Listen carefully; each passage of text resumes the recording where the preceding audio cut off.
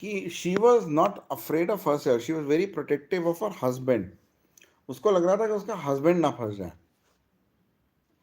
She might be furious with her for the moment, but for mother there has to be greater provocation. But Mrs. Mercado was essentially a fiercely maternal type. From the way she looked at her husband, I realized not only that she loved him, but she would fight for him tooth and nail. And more than that she envisaged the possibility of having to do so.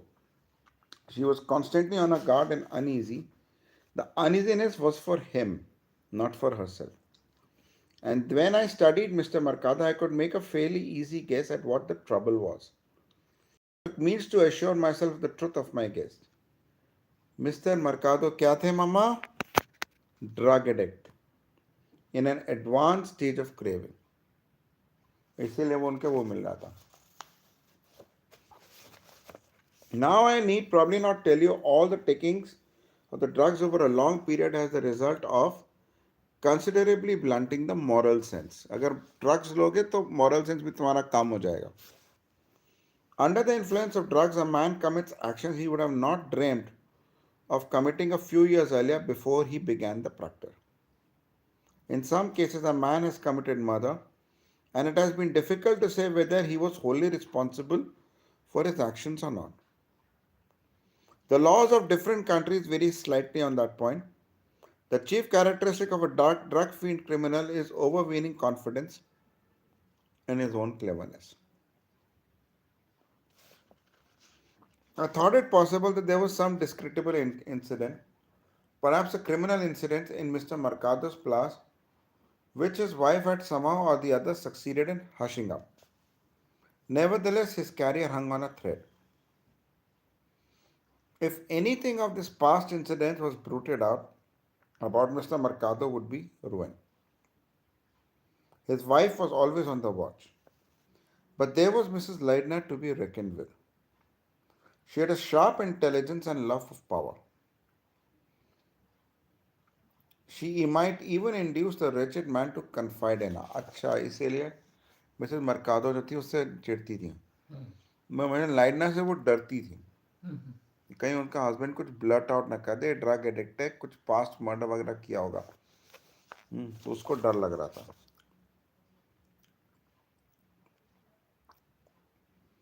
It would have just have suited her peculiar temperament to feel she knew a secret which she could reveal at any minute with disastrous effects. Here then was a possible motive for murder on the part of the Mercados. To protect her maid, Mrs. Mercado, I felt sure, would stick at nothing. Both she and her husband had had the opportunity during that 10 minutes when the courtyard was empty. Mrs. Mercado cried out, "Not true." Poirot paid no attention. I next considered Mrs. Johnson. Was she capable of murder? I thought she was. She was a person of strong will and iron self control. People are constantly repressing themselves. And one day the dam burst. But if Miss Johnson had committed the crime, it could only be for some reason connected with Dr. Leidner. If in any way she felt convinced that Mrs. Leidner was spoiling her husband's life,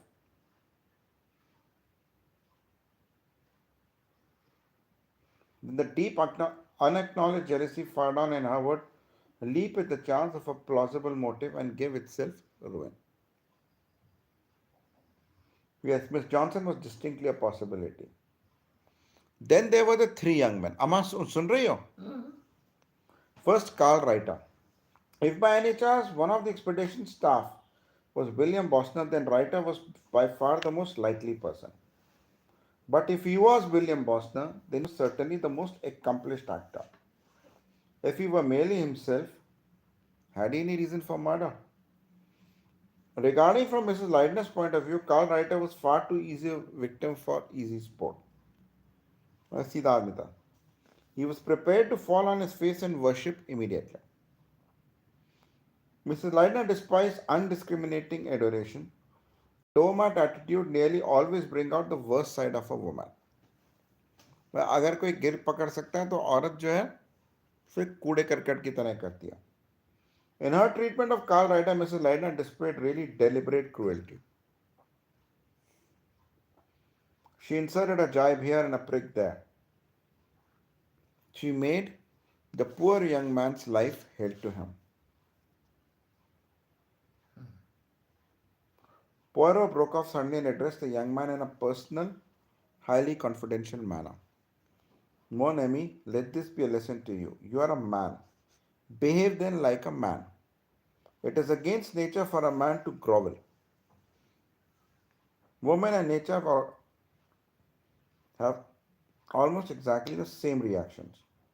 Remember, it is better to take the largest plate within reach and fling it at a woman's hand than it is to wriggle like a worm whenever she looks at you. He dropped his private manner and reverted to his lecture style. Could Karl Rada have been goaded pitch to such a pitch of torment that he turned on his torment and killed her? Suffering does queer things to a man. I could not be sure that it was not so. Next, William Coleman. His behavior, as reported by Miss Riley, is highly suspicious. If he was the criminal, it could only be because his cheerful personality concealed the hidden William Bosner. I do not think William Coleman, as William Coleman, has the temperament of a murderer. His faults might lie in another direction, or perhaps Nurse Lutheran can guess what they could be. How did the man do it? I'm sure I didn't look though as I was thinking at all. It's nothing really, I said, hesitating. Only if it's to be all truth, Mr. Coleman did say once himself that he would have made a good forger. अम्मा हाँ उठ पर जाओ चलो सुन रहे हैं. ठीक है ना A good point, said Hercule Poirot. अब मिस्टर Poirot ने कहा सही point. Therefore, if he had come across some old threatening letters, he could have copied them without difficulty. Oh, I called out Mr. Coleman. This is what they call a framer. Poirot sweat down. As to his being or not being William Boston, such a matter is a difficult verification. But Mr. Coleman has spoken of a guardian, not of a father, and there is nothing definitely to veto the idea. Tommy Rot, said Mr. Coleman, why all of you listen why all of you listen to this chap beat me. Of the three young men remains there Mr. Emmett, went on Mr. Pyro. He again might be a possible shield for the identity of William Bosner. Whatever personal reasons he might have for the removal of Mrs. Leitner, I soon realized I should have by no means of learning them from him. He could keep his own counsel remarkably well, and there was not the least chance of provoking him or tricking him into betraying himself at any point. Of all the expedition, he seemed to be the best and the most dispassionate judge of Mrs. Leitner's personality.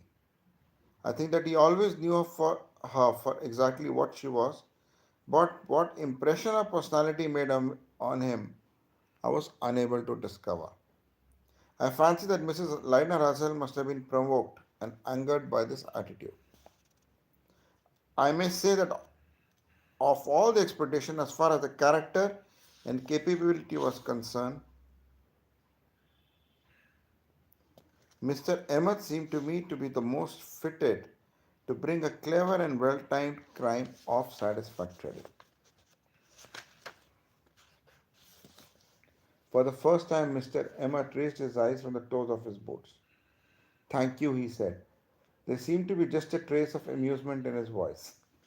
The last two people on my list are Richard Carey and Father Levigny. According to the testimony, Amma Urja, हाँ उठ रहे हैं. of Nurse Lutheran and others, Mr. Carey and Mrs. Leitner disliked each other. They were both civil with an effort. Another person, Miss Rayleigh, propounded a totally different theory to account for their attitude of frigid politeness. I soon had very little doubt that Miss Rayleigh's explanation was the correct one. I acquired my certitude by simple expedient of provoking Mr. Carey into reckless and unguarded speech. It was not difficult. As soon as I saw that he was in a state of high nervous tension, in fact he was, and is very near a complete breakdown. A man who is suffering up to the limit of his capacity can seldom put much of a fight. Mr. Carey's barriers came down almost immediately. He told me with a sincerity that I did not for a one moment doubt that he hated Mrs. Lydna. And he was undoubtedly speaking the truth. He did hate Mrs. Lydna, but why did he hate her? Hmm? Mr Kerry जो थे Mrs लाइडनर से नफरत करते थे पर क्यों? I've spoken of women who have calamitous magic, but men have that magic too. There are men who are able without the least effort to attract women, what they call in these days last sex appeal. Mr. Carey had this quality very strongly. He was to begin with devoted to his friend and employer and indifferent to his employer's wife. भाई वो Mrs लाइडनर की तरफ indifferent थे. That did not suit Mrs. Lydna. She must dominate and she set herself out to capture Richard Carey. But here I believe something entirely unforeseen took place. She herself, for the first time in her life, fell a victim to an overmastering passion. She fell in love, really in love with Richard Carey. And he was unable to resist her. Here is the truth of the terrible state of nervous tension that he has been enduring. He has been a man torn by two opposing passions. He loved Louis Lydna, yes, but he also hated her. He hated her for undermining his loyalty to his friend. There is no hatred so great as that of a man who has been made to love a woman against his will.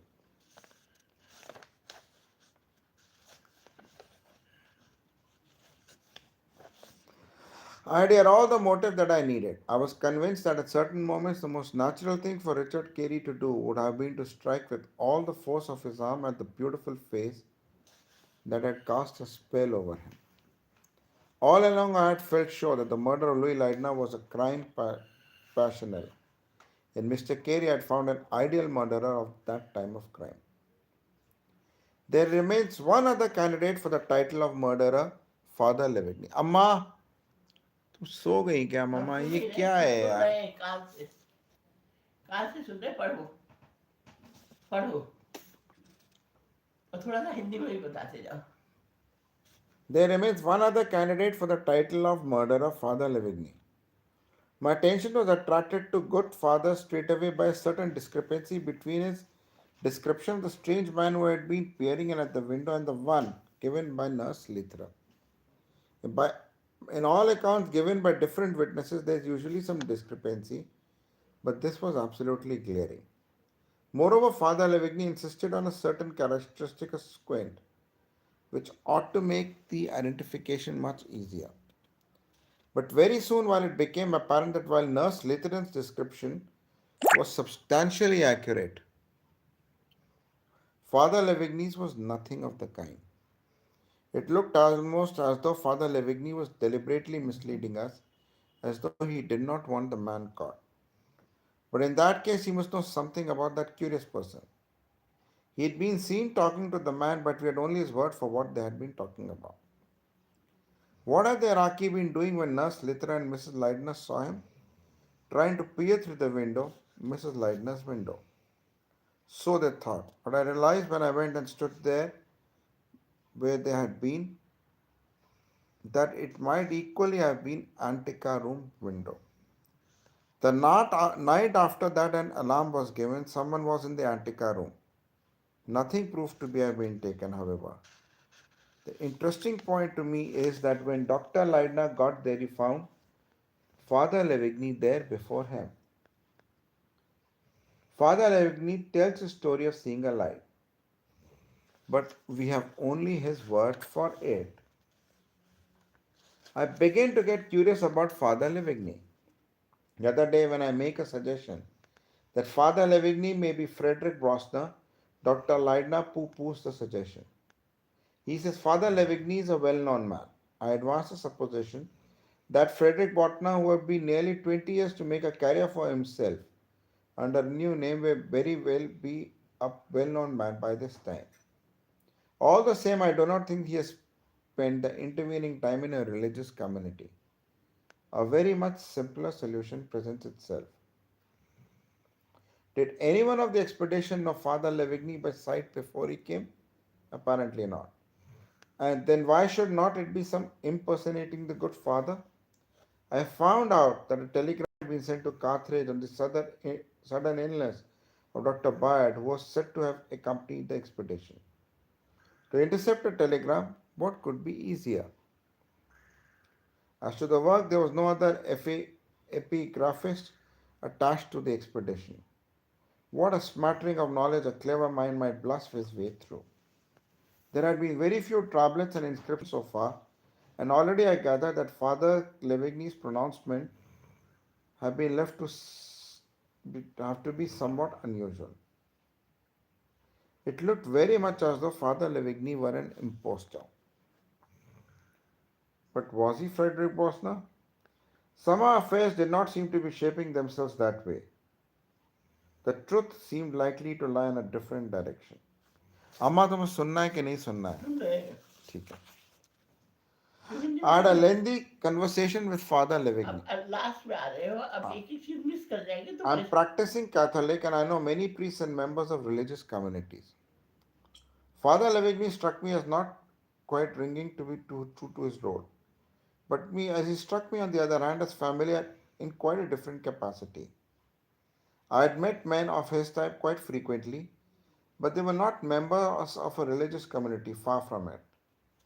I began to send off telegrams. And then unwittingly, Nurse Lutheran gave me a valuable clue. We were examining the gold ornaments in the Antica room and she mentioned a trace of wax having been found adhering to a gold cup. Me, I say wax, and Father Livigny, he said wax, and his tone was enough. I knew in a flash what he was doing here. Poirot paused and addressed himself directly to Dr. Edna. I regret to tell you, Monsieur, that the gold cup in the Antica room, the gold dagger, the hair ornaments, and several other things are not the genuine articles found by you. They are clever electrotypes. Father Livigny, I've just learned by his last answer to my telegrams, is none other than Raoul Mania, one of the cleverest thieves known to the French police.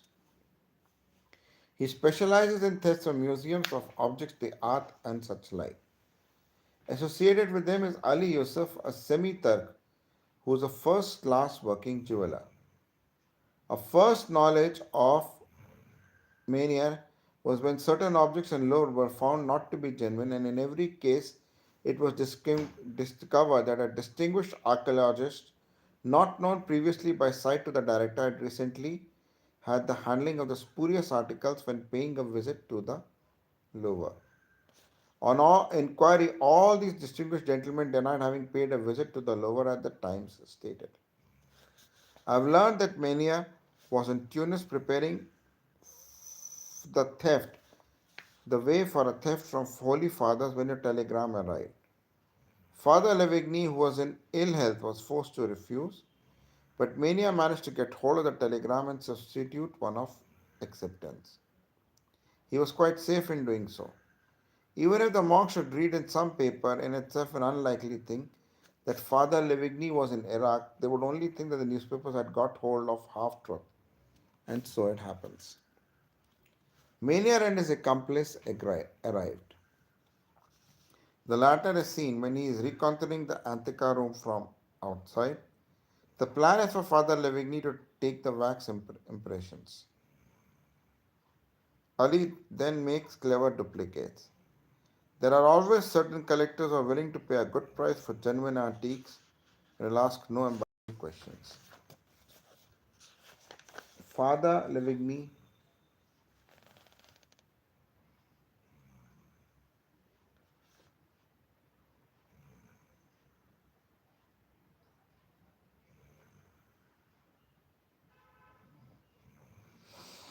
अम्मा तुम खनाटे ले रहे हो चलो कल पढ़ेंगे